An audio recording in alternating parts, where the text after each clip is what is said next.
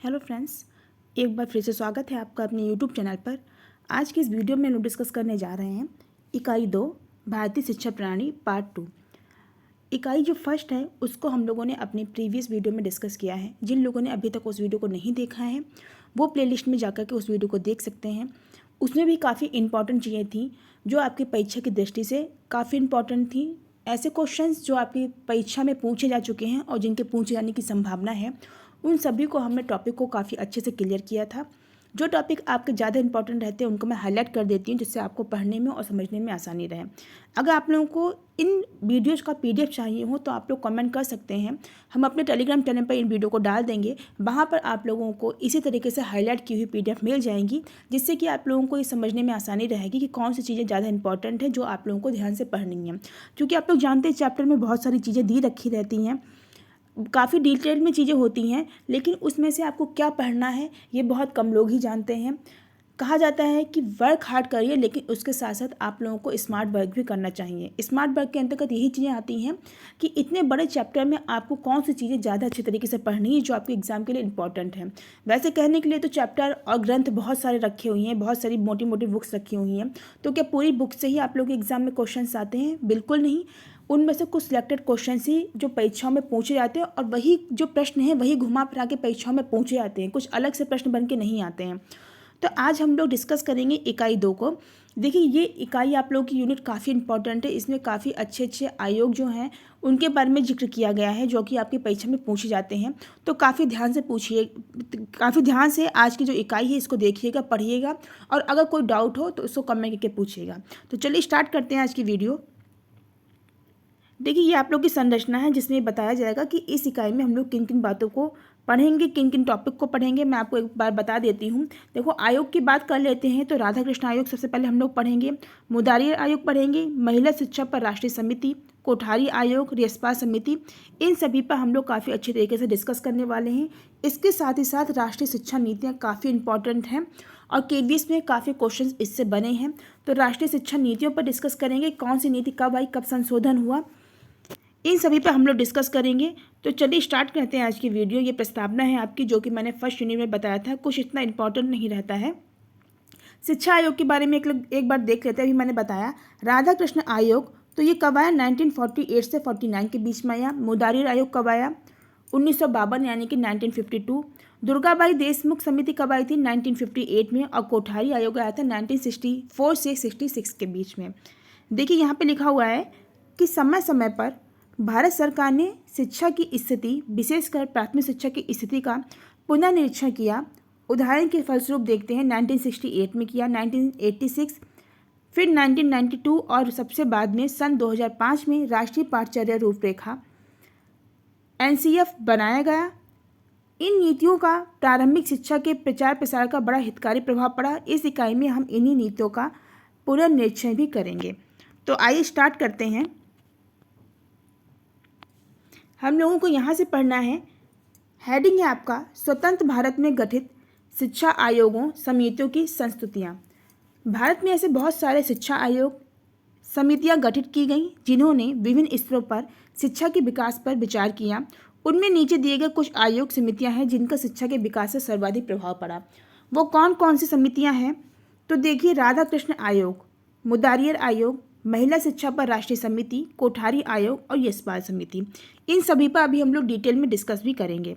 सबसे पहले बात करते हैं राधा कृष्ण आयोग कब आया? तो 1948 से 49 के बीच में।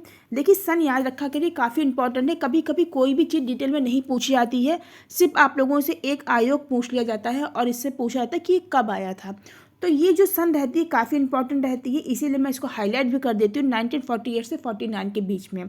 इसके साथ ही साथ एक दूसरा जो क्वेश्चन है वो आपका बनता है समितियों से कि ये आयोग किसकी अनुशंसा पे आया, या इस आयोग में किसकी बात की गई और किस सन में आया। ये दो क्वेश्चंस काफ़ी इंपॉर्टेंट रहते हैं, तो इनको ज़्यादा अच्छे तरीके से देख के जाया करिए।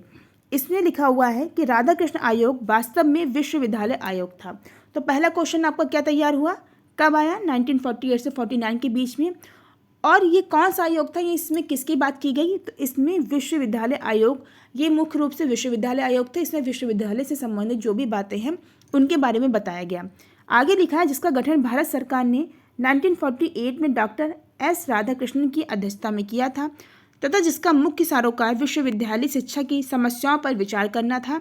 ये इसलिए किया गया क्योंकि स्वतंत्र भारत को राष्ट्रीय विकास के लिए विभिन्न क्षेत्रों में युवा नेतृत्व की आवश्यकता थी और ये अपेक्षित था कि यह नेतृत्व शिक्षित नवयुवकों से प्राप्त होगा। तो मैंने आपको बताया राधाकृष्ण आयोग कौन सा आयोग था, विश्वविद्यालय आयोग था, यानी कि विश्वविद्यालय शिक्षा की जो भी समस्याएं हैं और उनका समाधान किस तरीके से हो सकता है, इस आयोग में इसी के बारे में बात की गई। साथ ही साथ यहाँ पे इसका रीजन भी दिया गया। इसका गठन इसलिए किया गया था क्योंकि युवा नेतृत्व की उस टाइम आवश्यकता थी और ऐसा माना गया कि यह नेतृत्व जो है वो शिक्षित नवयुवक हैं उस टाइम के, उनसे प्राप्त हो सकता है। इसीलिए इस आयोग की स्थापना की गई थी। क्लियर हो गया। आगे देखते हैं। राधाकृष्ण आयोग ने विश्वविद्यालय शिक्षा का शोध के लक्ष्यों और उद्देश्यों में अनिवार्य तथा वांछनीय परिवर्तन संबंधी महत्वपूर्ण अनुशंसा की। इन अनुशंसाओं का संबंध विश्वविद्यालय के संगठन, नियंत्रण, कार्यों तथा कार्यक्षेत्र से था। केंद्रीय तथा राज्य सरकारों के उनके संबंध से वित्त एवं प्रवेश संबंधी मानकों को जारी रखने से था। इसके अतिरिक्त अध्यापन से, परीक्षाओं से, पाठचर्याओं तथा इनकी अवधि से, अनुचित भेदभाव से, शिक्षा के माध्यम से तथा भारतीय संस्कृति, इतिहास, साहित्य, भाषाओं, दर्शन, ललित कलाओं के संदर्भ में उच्च अध्ययन के प्रावधानों से भी था। देश में उच्च शिक्षा के समन्वय के लिए इस आयोग ने विश्वविद्यालय अनुदान आयोग यानी कि यूजीसी के गठन की सिफारिश की, जिसकी स्थापना तत्काल कर दी गई। तो देखिए, ये आप लोग का राधाकृष्ण आयोग क्या था, विश्वविद्यालय आयोग था। विश्वविद्यालय की जो भी शिक्षा संबंधी समस्याएं थी और उनका समाधान है उसके बारे में बात की गई। इसके साथ ही साथ इस आयोग में एक बहुत इंपॉर्टेंट बात की गई, किसकी, तो यूजीसी के गठन की सिफारिश की गई, जिसकी स्थापना भी तत्काल कर दी गई थी। तो दो चीज़ें याद रखिएगा, अगर पूछ लिया जाए आपसे इस तरीके से क्वेश्चन आ सकता है कि यूजीसी के गठन की सिफारिश किस आयोग में की गई, तो याद रखिएगा राधाकृष्ण आयोग में की गई थी, जो कि विश्वविद्यालय आयोग के नाम से भी जाना जाता है। तो कंफ्यूज नहीं होइएगा, इस आयोग को विश्वविद्यालय आयोग के नाम से भी जाना जाता है।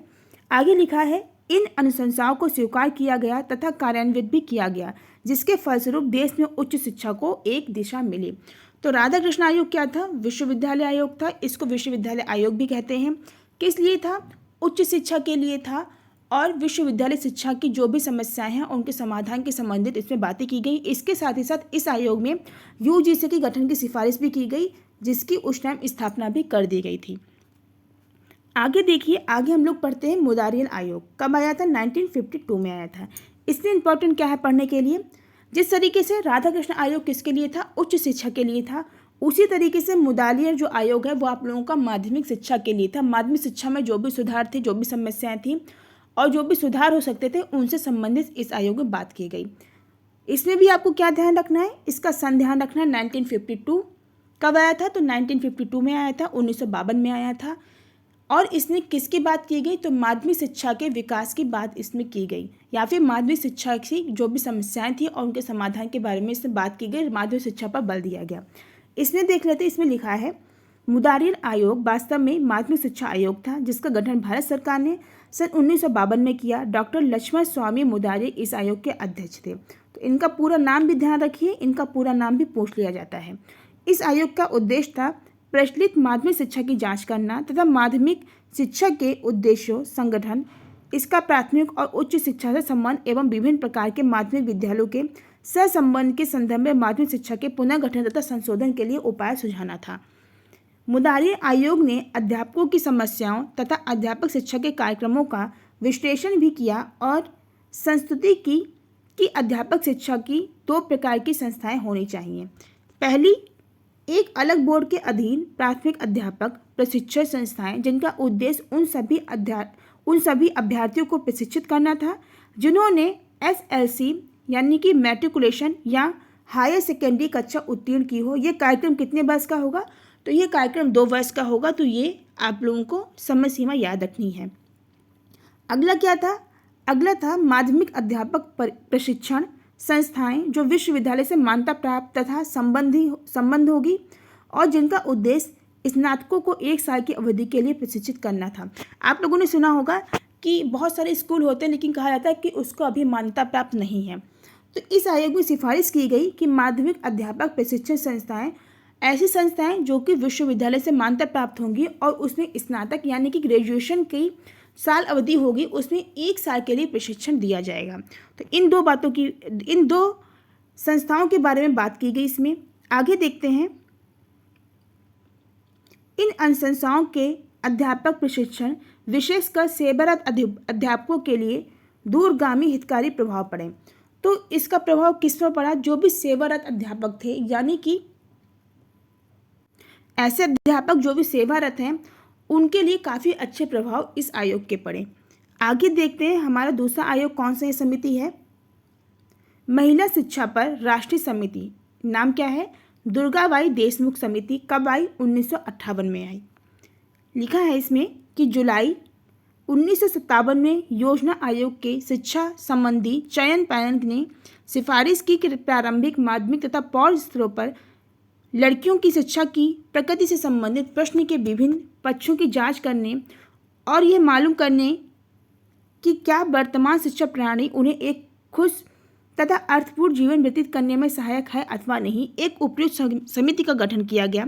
सन 1957 में आयोजित राज्यों के शिक्षा मंत्रियों के सम्मेलन में यह सुझाव आया कि महिलाओं की शिक्षा से जुड़े संपूर्ण प्रश्न की जांच करने के लिए एक विशेष समिति का गठन किया जाए। तो ये विशेष समिति यही थी जिसका गठन किया गया ये जानने के लिए कि वर्तमान में जो भी शिक्षा व्यवस्था चल रही है, क्या महिलाएं उससे खुश हैं या फिर उनको उसका अर्थपूर्ण जो भी उसका लाभ है वो मिल रहा है या नहीं मिल रहा है। आगे लिखा है, भारत सरकार ने सन 1958 में महिलाओं की शिक्षा पर राष्ट्रीय समिति का गठन किया, जिसकी अध्यक्षता श्रीमती दुर्गाबाई देशमुख को बनाया गया, या जिसकी अध्यक्षता श्री दुर्गाबाई देशमुख ने की थी। लिखा है, इस समिति ने मिडिल स्कूल स्तर पर सर्व शिक्षा की सिफारिश की, परंतु हाई स्कूल स्तर पर लड़कियों के लिए ऐसे अलग विद्यालय स्थापित करने की संस्तुति की जहां पर लड़कियों के लिए उपयुक्त तथा और अधिक विविध पाठचर्याओं का प्रावधान हो। समिति ने ये इच्छा भी व्यक्त की कि माताओं, क्रैच यानी कि शिशु सदन, महिला अध्यापकों के प्रशिक्षण तथा प्रौढ़ महिलाओं के लिए रोजगारी सुविधाओं का उपयुक्त प्रावधान किया जाना चाहिए। तो ये इस समिति की मुख्य सिफारिशें थी, जो कि मुख्य रूप से महिलाओं की जो भी शिक्षा है, व्यवस्था है, या महिलाओं की शिक्षा पर जोर देने के लिए की गई थी। आगे देखते हैं, कोठारी आयोग काफ़ी इम्पॉर्टेंट है। याद रखिए कब आया? 1964 से 66 के बीच में। इससे क्वेश्चन एक जरूर बनता है, काफ़ी ध्यान से देखिएगा। इसमें लिखा हुआ है, विभिन्न समितियों एवं आयोगों की अनुशंसाओं तथा शिक्षा में परिवर्तन लाने के लिए किए गए सतत प्रयासों के बावजूद भारत सरकार देश में शिक्षा की प्रगति से बहुत खुश नहीं थी। ऐसा अनुभव किया जा रहा था कि ऐसी व्यापक शिक्षा नीति का निर्माण किया जाए जिसमें शिक्षा के सभी पक्ष एवं क्षेत्र जो हैं वो शामिल हों। अतः सन 1964 में भारत सरकार ने डॉक्टर D.S. कोठारी की अध्यक्षता में शिक्षा आयोग का गठन किया, जिसका उद्देश्य शिक्षा के विकास के सभी स्तरों व पक्षों के लिए सामान्य सिद्धांत व नीतियों तथा शिक्षा की राष्ट्रीय रूपरेखा पर सरकार को सलाह देना था। तो इस आयोग का गठन क्यों किया गया? क्योंकि इसका उद्देश्य था कि शिक्षा के विकास के जितने भी स्तर हैं, जितने भी पक्ष हैं और जितनी भी नीतियां हैं तथा शिक्षा की राष्ट्रीय रूपरेखा है, उस पर सरकार को सलाह देना था। आगे देखिए, इसमें लिखा है कि विभिन्न शैक्षिक क्षेत्रों के लिए जैसे विद्यालय शिक्षा, उच्च शिक्षा, तकनीकी शिक्षा, कृषि शिक्षा इत्यादि 7 टास्क फोर्स पर निर्माण किया और विभिन्न विशिष्ट समस्याओं के व्यापक अध्ययन के लिए तथा रिपोर्ट तैयार करने के लिए 7 कार्य समूह का निर्माण किया गया। ध्यान रखिए, अगर क्वेश्चन आ जाए इसमें कितने कार्य समूह का निर्माण किया गया, तो 7 कार्य समूहों का निर्माण किया गया, इसीलिए मैंने इसको हाईलाइट कर दिया है। नीचे लिखा है कि आयोग की इच्छा थी कि लोगों को राष्ट्रीय विकास में भागीदारी बनना चाहिए। इस आयोग की रिपोर्ट का यही आधार रहा है। आयोग के विचार में शिक्षा के लक्ष्य तथा उन्हें साकार करने के लिए निम्नलिखित संस्तुतियाँ दी गई। इनको पढ़ लेते हैं। जैसे कि उत्पादकता वृद्धि के लिए शिक्षा, यानी कि ऐसी शिक्षा दी जाए जो कि उत्पादकता में वृद्धि करे। आगे देखिए, लिखा है अगली क्या थी संस्तुति, तो आधुनिकीकरण की प्रक्रिया को त्वरित करने के लिए शिक्षा, ऐसी शिक्षा दी जाए जो कि आधुनिकीकरण की जो प्रक्रिया है उसको और तीव्र गति प्रदान करे, उसमें और भी विकास करे। नेक्स्ट संस्तुति थी सामाजिक तथा राष्ट्रीय एकता को प्रोत्साहित करने के लिए शिक्षा, यानी ऐसी शिक्षा दी जाए जो कि सामाजिक और राष्ट्रीय एकता को प्रोत्साहित करे, लोगों में सामाजिक और राष्ट्रीय एकता का विकास करे। नेक्स्ट संस्कृति थी राष्ट्रीय मूल के अंतर्वेशन के लिए, अर्थात हमारे जो राष्ट्रीय मूल हैं जैसे कि नैतिक हो गए, सामाजिक हो गए, आध्यात्मिक मूल्य हो गए, जो भी मूल हैं उन सभी के अंतर्वेशन के लिए शिक्षा दी जानी चाहिए। बच्चों को खुद पर कॉन्सेंट्रेट करने की शिक्षा दी जानी चाहिए कि उनको एकांत में बैठ के किस तरह की शिक्षा लेनी है, यानी कि वो खुद का भी अध्ययन कर सकें, खुद के अंदर झांकें और उनकी क्या कमियां हैं, क्या अच्छाइयां हैं, उसको भी वो परख सकें। ऐसी शिक्षा दी जानी चाहिए। उनके सम्मुख ऐसे जो आदर्श हैं या फिर ऐसे एग्जाम्पल पेश करने चाहिए जो कि उनको एक अच्छे आदर्श प्रस्तुत करें, उनमें एक अच्छे नागरिक बनने की भावना का विकास करें। तो इस टाइप की शिक्षा का प्रचार प्रसार होना चाहिए। नीचे लिखा हुआ आयोग ने एक सार्वजनिक शिक्षा की एक सामूहिक विद्यालय प्रणाली का समर्थन किया जिसमें जाति, धर्म तथा सामाजिक स्थिति के आधार पर बिना किसी पक्षपात के सभी को निःशुल्क प्राथमिक शिक्षा देने का प्रावधान है। इस आयोग ने सामूहिक विद्यालय प्रणाली को कार्यान्वित करने के लिए कुछ आवश्यक उपाय सुझाव दिए जो नीचे दिए गए हैं, जैसे कि प्राथमिक स्तर पर मातृभाषा के माध्यम से सभी को निःशुल्क शिक्षा, माध्यमिक स्तर पर क्षेत्रीय भाषाओं में शिक्षा देना और यदि कोई सहायता प्राप्त विद्यालय मातृभाषा अथवा क्षेत्रीय भाषा के अतिरिक्त किसी अन्य भाषा में शिक्षा देता पाया जाए तो उसकी राजकीय सहायता बंद कर देना। तो देखिए सबसे ज़्यादा फोकस किस पे किया गया, जो भी विद्यार्थी है उसकी मातृभाषा और क्षेत्रीय भाषा, यानी कि विद्यार्थी को उसकी मातृभाषा और क्षेत्रीय भाषा में शिक्षा दी जानी चाहिए। अगर कोई भी स्कूल ऐसा नहीं करता हुआ पाया गया तो उसकी राजकीय सहायता जो है वो बंद कर दी जाएगी। कोई भी सहायता प्राप्त जो विद्यालय है, स्कूल है, वो किसी अन्य भाषा में विद्यार्थियों को शिक्षा नहीं दे सकता है, क्योंकि ऐसा माना जाता है कि जो स्टूडेंट है वो अपनी मातृभाषा और अपनी क्षेत्रीय भाषा में चीज़ों को जल्दी अच्छे तरीके से समझता है और उसको सीखता है। इसीलिए मातृभाषा और क्षेत्रीय भाषा पर जोर दिया गया। इसके साथ ही साथ निःशुल्क शिक्षा पर भी बल दिया गया। आगे देखते हैं।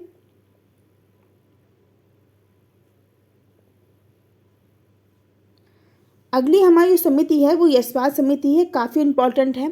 आगे जो एनसीएफ वगैरह आप लोग पढ़ेंगे वो उसमें यशपाल समिति से ही उसमें सुझाव लिए गए। यशपाल समिति पे जो सुझाव दिए गए हैं तो आगे की जो हम लोग एनसीएफ पढ़ेंगे वो इसी से प्रेरणा से ही बनी हुई है, तो इसीलिए काफ़ी इम्पॉर्टेंट है और काफ़ी अच्छी तरीके से आप लोग पढ़िएगा। यशपाल समिति डेट वो सन याद कर लीजिए 1992 यानी कि 1992। आगे देखते हैं। सन 1992 में भारत सरकार ने प्रोफेसर यशपाल की अध्यक्षता में एक राष्ट्रीय सलाहकार समिति का गठन किया जिसका कार्य विद्यालयी बच्चों पर ये शैक्षिक बोझ को कम करने के उपाय को सुझाना था।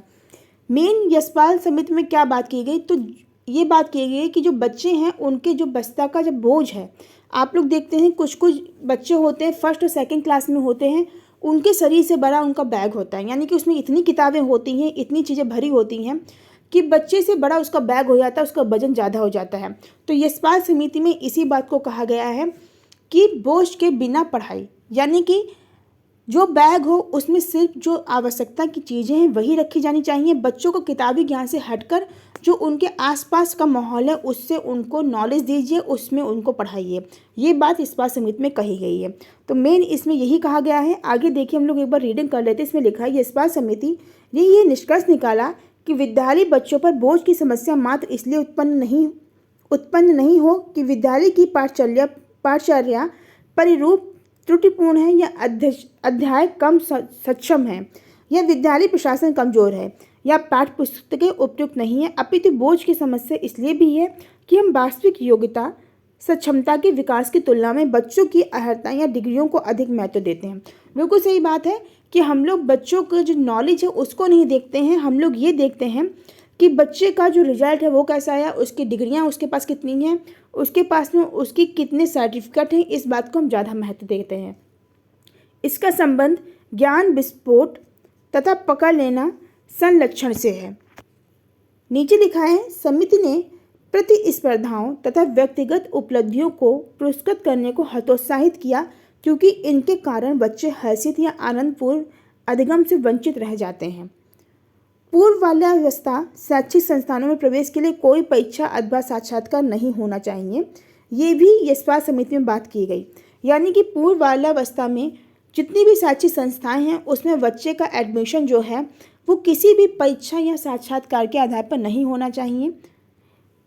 इसके अतिरिक्त समिति का दृढ़ मत था कि बच्चों को प्रतिदिन विद्यालय में बहुत भारी बस्ता लाने के लिए विवश नहीं किया जाना चाहिए कि वो जितना भी सिलेबस है वो सारी बुक्स लेकर के आए, ऐसा बिल्कुल नहीं होना चाहिए।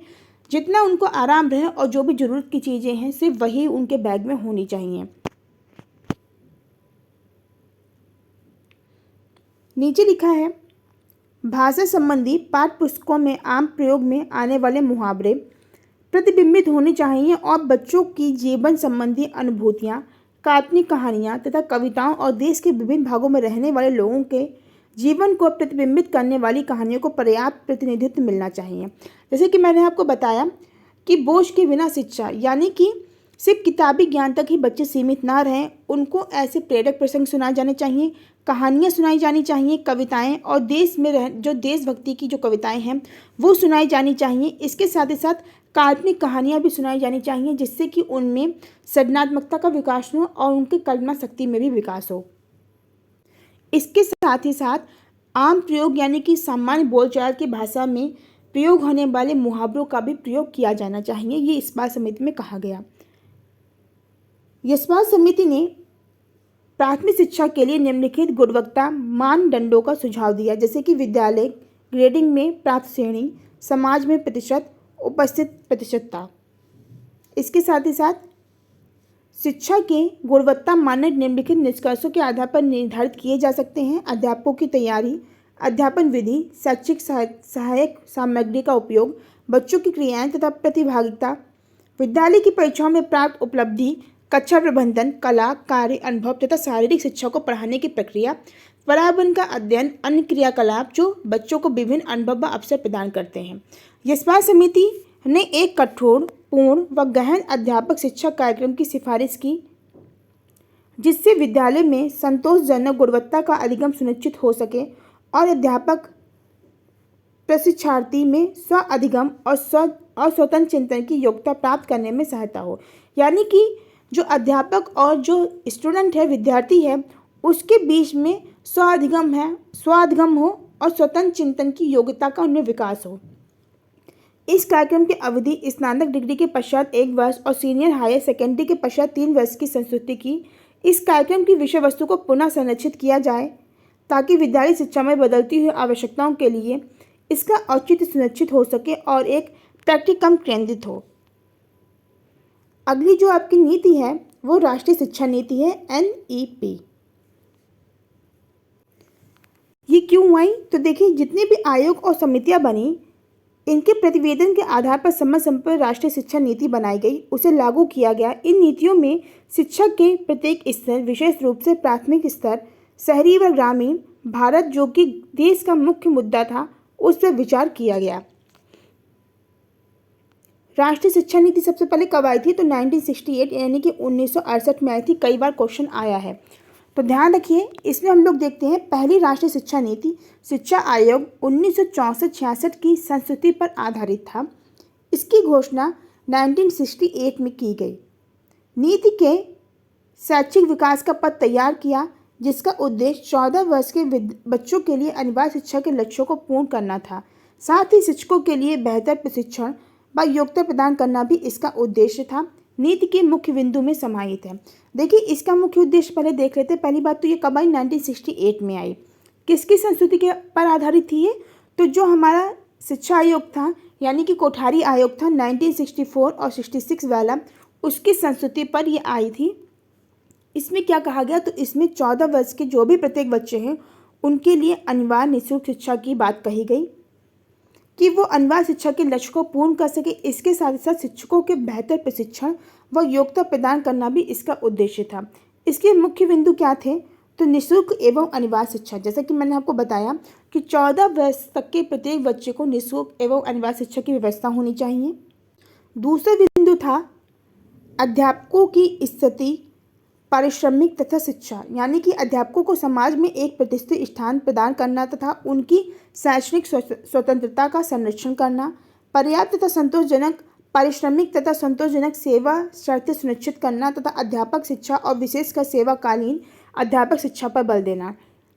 तो ये ध्यान रखिए, पहली शिक्षा नीति आई थी उसने सेवाकालीन अध्यापक शिक्षा पर भी बल दिया। इसके साथ ही साथ उसने ये निश्चित किया कि जो भी टीचर हैं उनका समाज में एक सम्मानीय स्थान होना चाहिए, उनको अच्छा पारितोष यानी कि उनको अच्छी सैलरी दी जानी चाहिए। इन सभी बातों को भी कहा गया।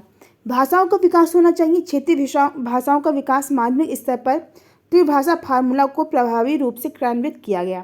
त्रिभाषा फार्मूला जो है वो जो आप लोग की पहली शिक्षा नीति आई थी उसमें क्रियान्वित किया गया था। नेक्स्ट जो था पॉइंट वो ये था कि शैक्षणिक अवसरों का समकलन, सामाजिक सहवर्तीता तथा राष्ट्रीय एकता को प्रोत्साहित करने के लिए शैक्षणिक अवसरों को सम करना, इस उद्देश्य की पूर्ति के लिए क्षेत्रीय असंतुलन को ठीक करना, सभी विद्यालयों में बच्चों की मेरिट के आधार पर प्रवेश सुनिश्चित करना तथा समाज में सुविधा वंचित वर्गों के हितों का संरक्षण करना। अगला था साक्षरता तथा प्रौढ़ शिक्षा को प्रोत्साहित करना। नेक्स्ट था पुस्तकों का उत्पादन, यानी कि बच्चों के लिए अच्छी गुणवत्ता पूर्वक जो पुस्तकें थी उनको उपलब्ध कराना। खेल कूद और क्रीड़ा, यानी कि जो विद्यार्थी हैं उनके शारीरिक स्वास्थ्य की देखभाल के लिए क्रीड़ा कौशलों को बढ़ाना, नए नए खेल कूद और व्यायामों का जो विकास है उसको भी करना था। अंशकालीन शिक्षा तथा पत्राचार पाठ्यक्रम, यानी कि बच्चों तथा विद्यालयी विद्यार्थियों, अध्यापकों तथा कर्मियों के लिए व्यापक स्तर पर अंशकालीन शिक्षा तथा पाठचर्या पाठ्यक्रमों का विकास करना जो उसी स्तर के हों जैसे पूर्वकालीन पाठ्यक्रम के हैं, यानी कि ऐसे पाठ्याचार या फिर पाठ्यक्रम का विकास करना जो कि पूर्वकालीन पाठ्यक्रम से ही संबंधित हो, उसी तरीके से हों। राष्ट्रीय शिक्षा नीति 1968 के बाद में आपकी आई थी राष्ट्रीय शिक्षा नीति 1986। इसको देखते हैं। इसमें भी कुछ जो मुख्य लक्ष्य हैं उनको बताया गया। ये जो आप लोगों की शिक्षा नीति आई थी इसने राष्ट्रीय एकता पर जोर दिया था। इसमें मुख्य लक्ष्य थे, उनको देख लीजिए। पहला तो सामान्य शैक्षिक संरचना, 10 अभ्यंतर यानी कोर तत्वों के साथ राष्ट्रीय पाठचर्या रूपरेखा, सभी के लिए समान शैक्षिक अवसर, प्रौढ़ शिक्षा को प्रोत्साहन देना, शिक्षा में वैज्ञानिक तथा प्रौद्योगिकी विकास का उपयोग, ऑपरेशन ब्लैक बोर्ड, जिसके अंतर्गत काफ़ी इंपॉर्टेंट है। ऑपरेशन ब्लैक बोर्ड कब आया था? 1987 में आया था। इसके अंतर्गत जो भी स्कूल में ज़रूरी चीज़ें हैं जैसे कि एक प्रिंसिपल का रूम होना चाहिए, क्लासें होनी चाहिए, बरामदा होनी चाहिए, चॉक डस्टर होना चाहिए, ब्लैक बोर्ड होना चाहिए पढ़ाने के लिए। तो इन सभी सामग्रियों का यानी कि एक विद्यालय ऐसा होना चाहिए जिसमें पाठचर्या के लिए और आप लोगों की जो भी समय सारणी है, जो भी स्कूल के लिए ज़रूरत की चीज़ें हैं, उन सभी चीज़ों का होना अनिवार्य किया जाना चाहिए। यह ऑपरेशन ब्लैक बोर्ड में बात कही गई थी जो कि आप लोगों की राष्ट्रीय शिक्षा नीति 1986 के अंतर्गत ही आया था। नेक्स्ट है आप लोगों का अधिगम के न्यूनतम स्तर, गति निरोधक नवोदय विद्यालय की स्थापना भी इसी के अंतर्गत आई थी। शिक्षा का व्यवसायीकरण, अध्यापक की स्थिति को उभारना, सामाजिक आर्थिक सांस्कृतिक तथा वातावरणीय मामलों में बोध उत्पन्न करना, शिक्षा में उत्तरदायित्व। इस नीति ने सार्वत्रिक प्रारंभिक शिक्षा को एक मजबूत आधार प्रदान किया और बहुत सारे कार्यक्रम जो आरंभ किए गए राष्ट्रीय महत्व के थे। जैसे कि मैंने अभी आपको बताया ऑपरेशन ब्लैक बोर्ड, ये भी काफ़ी इंपॉर्टेंट था क्योंकि उन सभी चीज़ों के बिना एक विद्यालय में प्रॉपर तरीके से शिक्षा नहीं दी जा सकती है। अगर चॉक डस्टर ब्लैक बोर्ड नहीं होगा तो जो टीचर है वो विद्यार्थियों को किस तरीके से जो शिक्षा है वो देगा। अगर उनके बैठने की प्रॉपर व्यवस्था नहीं होगी तो वो कहाँ बैठेंगे, उनके पानी पीने की व्यवस्था नहीं होगी तो वो किस तरीके से आएंगे। इन सभी बातों पर ऑपरेशन ब्लैक बोर्ड में बात की गई थी। वही यहाँ पे बताया है कि इसके अंतर्गत बहुत सारे ऐसे कार्यक्रम लागू किए गए जो कि राष्ट्रीय एकता के लिए बहुत ही महत्वपूर्ण थे। शीघ्र ही 1992 में नीति को संशोधित भी किया गया जिसके प्राप्त करने हेतु उच्च लक्ष्यों को पुनः निर्धारित किया गया। तो इस जो राष्ट्रीय शिक्षा नीति 1986 है इसको 1992 में संशोधित भी किया गया। तो ये ध्यान रखिए 1992 में इसको पहली बार संशोधित किया गया था। अगला पॉइंट है आपका प्रारंभिक शिक्षा के सारोकार। विभिन्न राष्ट्रीय मुद्दों से संबंधित सारोकार विशेषकर प्रारंभिक शिक्षा से संबंधित जो आयोगों और राष्ट्रीय नीतियों से प्राप्त हुए वो इस तरीके से थे कि निम्न पंजीयन, यानी कि जो विद्यालय हैं उसमें पंजीकरण बहुत कम पाया गया।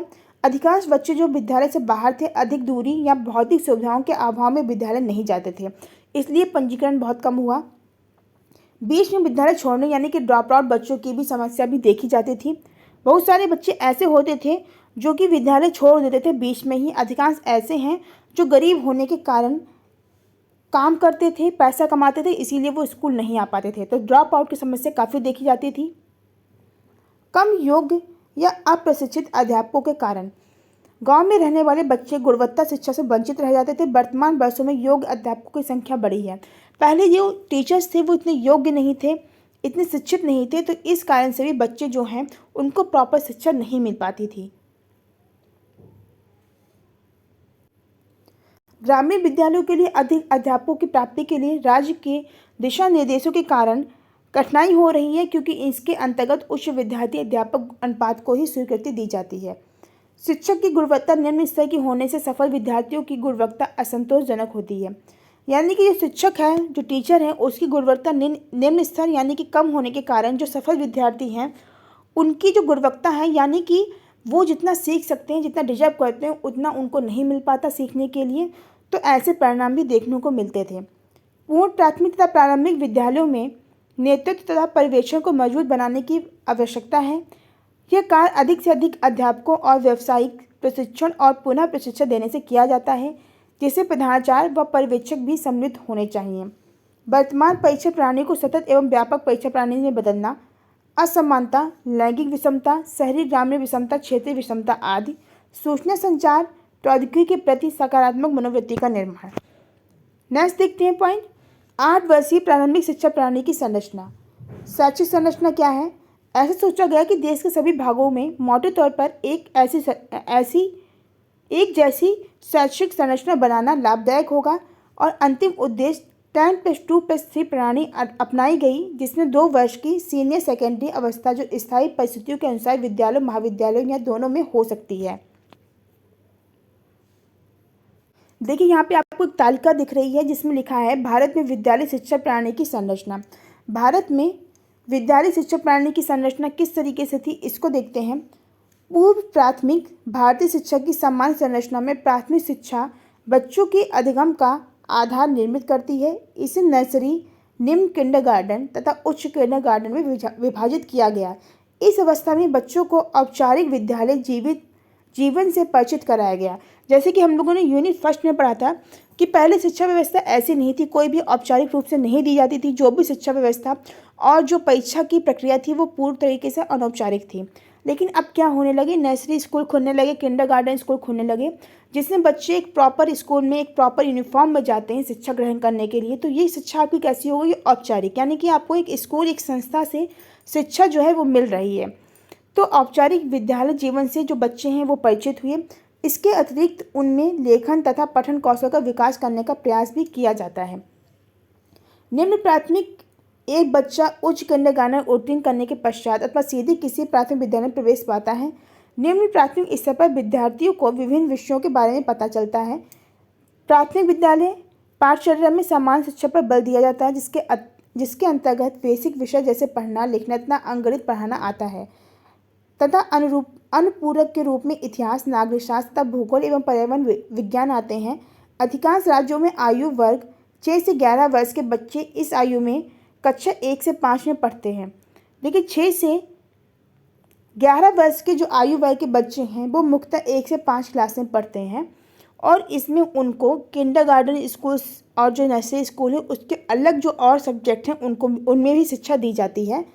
कुछ राज्यों में इस अवस्था में 1 से 4 तक की कक्षाएं होती हैं। निम्न प्राथमिक स्तर पर शिक्षा का माध्यम प्रायः मातृभाषा होती है, जो हिंदी अथवा कोई क्षेत्रीय भाषा होगी। तो मैंने आपको बताया पहले भी कि जो निम्न प्राथमिक स्तर है उसमें जो भाषा है वो मातृभाषा या फिर क्षेत्रीय भाषा में दी जानी चाहिए, यही इसमें भी कहा गया। उच्च प्राथमिक स्तर, इस स्तर पर कक्षा 6 से 8 तक पढ़ने वाले बच्चे आते हैं उच्च प्राथमिक स्तर पर। और उच्च प्राथमिक स्तर से दूसरी भाषाएं अंग्रेजी या हिंदी लागू कर दी जाती है तक कक्षा 5वीं के बाद अंग्रेजी भाषा को लागू कर दिया जाता है। कक्षा 5 के बाद जो अंग्रेजी भाषा है उसको लागू किया जाता है। अब हम पढ़ते हैं NCF यानी कि राष्ट्रीय पाठचर्या रूपरेखा, काफ़ी इंपॉर्टेंट है। भारत में विभिन्न नीतियों को ध्यान में रखते हुए समय समय पर राष्ट्रीय पाठचर्या रूपरेखा की परिरूप तैयार किया गया और उसे देशों में लागू किया गया। तत्पश्चात उस रूपरेखा की राष्ट्रीय लक्ष्यों को ध्यान में रखते हुए समीक्षा की गई। राष्ट्रीय पाठ्यचर्या रूपरेखा NCF 2005, जिसके बारे में हम लोग पढ़ेंगे। राष्ट्रीय पाठ्यचर्या रूपरेखा 2005 ने एक राष्ट्रीय शिक्षा प्रणाली का विकास करने में साधन के रूप में राष्ट्रीय पाठ्यचर्या रूपरेखा को प्रस्तावित किया। राष्ट्रीय पाठ्यचर्या रूपरेखा की कल्पना शिक्षा प्रणाली को आधुनिक बनाने की दृष्टि से की गई थी। इसकी जो स्थापना वो क्यों की गई थी कि जो शिक्षा प्रणाली है उसको आधुनिक किस तरीके से बनाया जाए।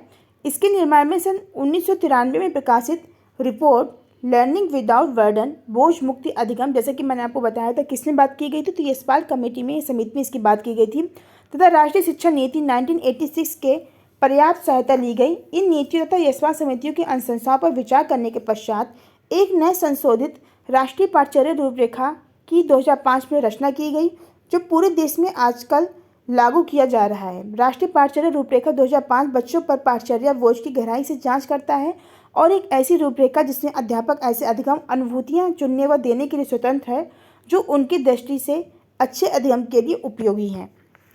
बच्चों को समझना चाहिए कि अधिगम कैसे किया जा सकता है और कैसे वे अपने ज्ञान की स्वयं रचना कर सकते हैं ताकि एक अच्छे सृजनात्मकता तथा सुगम अधिगम की अनुभूति हो सके।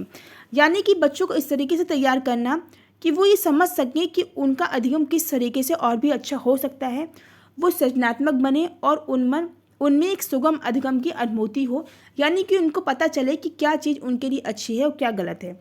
संशोधित राष्ट्रीय पाठ्यचर्या रूपरेखा के प्रमुख लक्षण हैं वो नीचे दिए गए हैं। निर्देशक सिद्धांत, जैसे कि विद्यालय के बाहर के ज्ञान को संबद्ध करना, यानी कि मैंने बताया था कि किताबी ज्ञान से अलग हटकर बच्चों को सिखाना है। केवल किताबी ज्ञान तक बच्चों को सीमित नहीं रखना, बच्चों को बाहरी ज्ञान से भी जोड़ना। विद्यालय के बाहर जो भी चीज़ें हैं प्रकृति से उनको कुछ सीखने को दिया जाना। सुनिश्चित करना कि अध्येता रटन विद्याओं से दूर रहे, यानी कि रटन जो भी विधियां हैं उनसे दूर रहने के लिए कहा गया। रटन विधियों के अलावा बच्चा स्वयं करके सीखे, इस बात पर जोर दिया गया।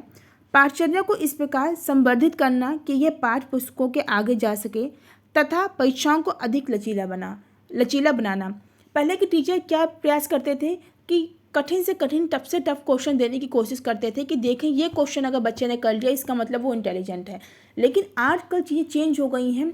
जितना लचीला आप क्वेश्चन पेपर को तैयार करेंगे उतना ही अच्छा माना जाता है। जो क्वेश्चन पेपर जितना लचीला होता है, ऐसा एक मानकीकृत नहीं होना चाहिए। एक ऐसा क्वेश्चन पेपर होना चाहिए जो सभी बच्चों के लिए एक समान हो, यानी कि कमज़ोर बच्चा और अच्छा बच्चा सारे बच्चे उसको कर सके। ये नहीं कि आप केवल अपने जो क्लास हैं उसके जो मेधावी बच्चे हैं उनको ही ध्यान में रखकर क्वेश्चन पेपर बनाइए। ऐसा क्वेश्चन पेपर अच्छा नहीं माना जाता है।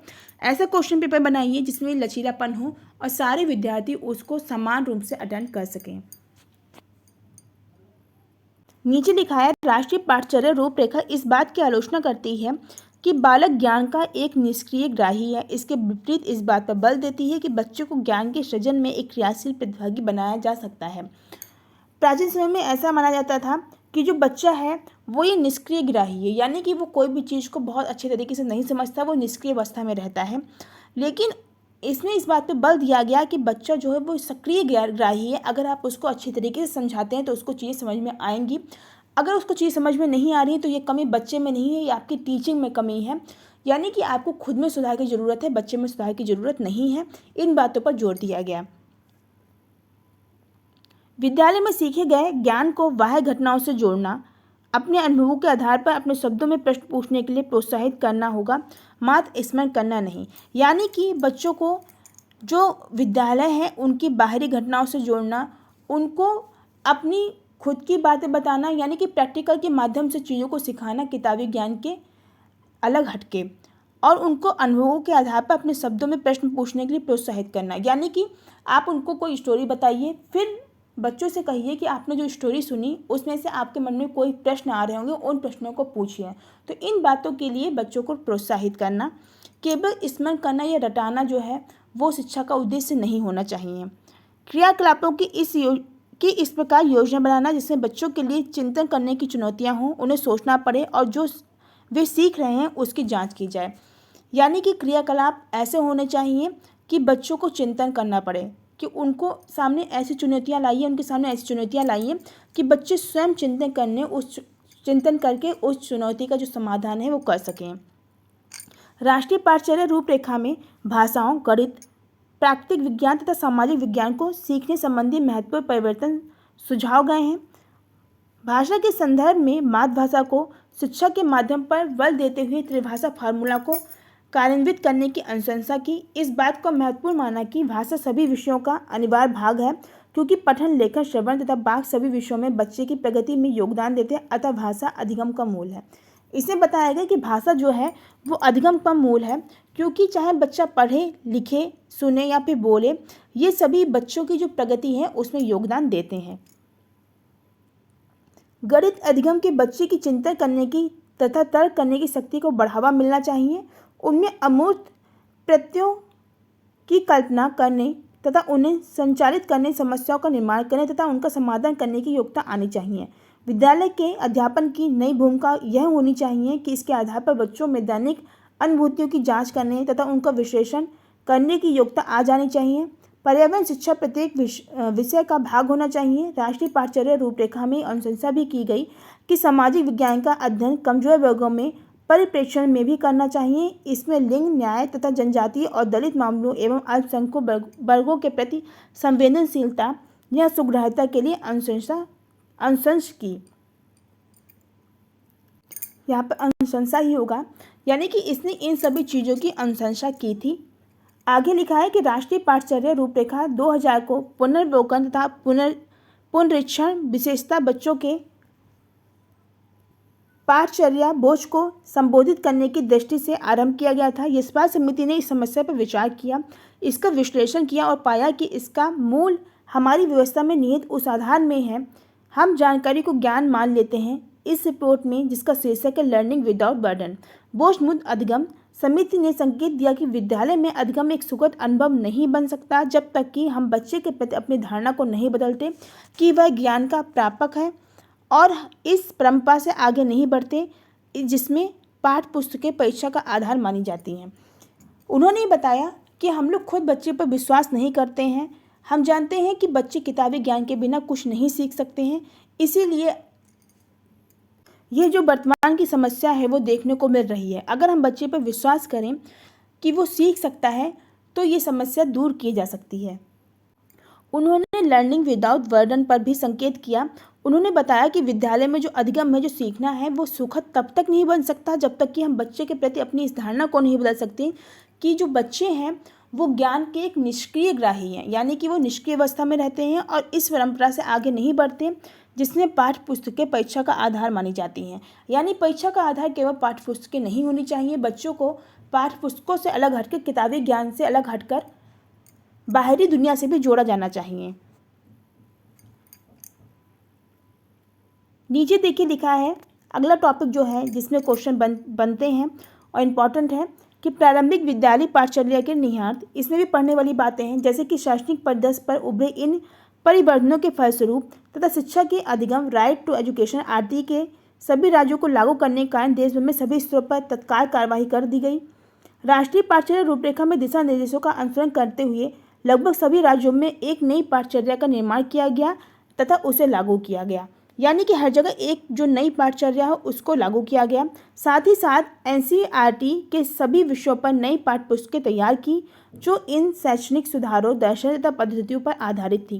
प्रारंभिक स्तर पर परीक्षाएं समाप्त कर दी गई तथा सीसीई यानी कि सतत व्यापक मूल्यांकन की पद्धति को लागू किया गया। सहभागी प्रबंधन की अवधारणा को व्यवहार रूप दे दिया गया, जिससे समुदाय तथा अन्य लाभग्राहियों को विद्यालय में सहभागी बना दिया गया। अध्यापन अधिगम प्रक्रिया में सूचना एवं संचार प्रौद्योगिकी यानी कि आईसीटी को उचित स्थान, इतना महत्व दिया जा रहा है। तो इन सभी चीज़ों से क्या लाभ हुए? आईसीटी को बढ़ावा मिला। इसके साथ ही साथ एनसीईआरटी की नई बुक्स जो हैं वो तैयार की गई। बच्चों को किताबी ज्ञान से निकल कर बाहरी दुनिया से जोड़ा गया। जो एक समान पाठ्यचर्या है वो सभी राज्यों में लागू की गई। ये सारे सुधार जो हैं वो देखने को मिले। साथ ही साथ सतत व्यापक मूल्यांकन यानी कि सीसी की जो पद्धति है वो भी लागू की गई। पाठ्यचर्या को संपादित करने की कुल अवधि 200 दिन निर्धारित की गई। ये जो कुछ परिवर्तन है वो देखे गए। इसके साथ ही गृहकार्य समय का ब्यौरा निम्न प्रकार से दिया गया, जैसे कि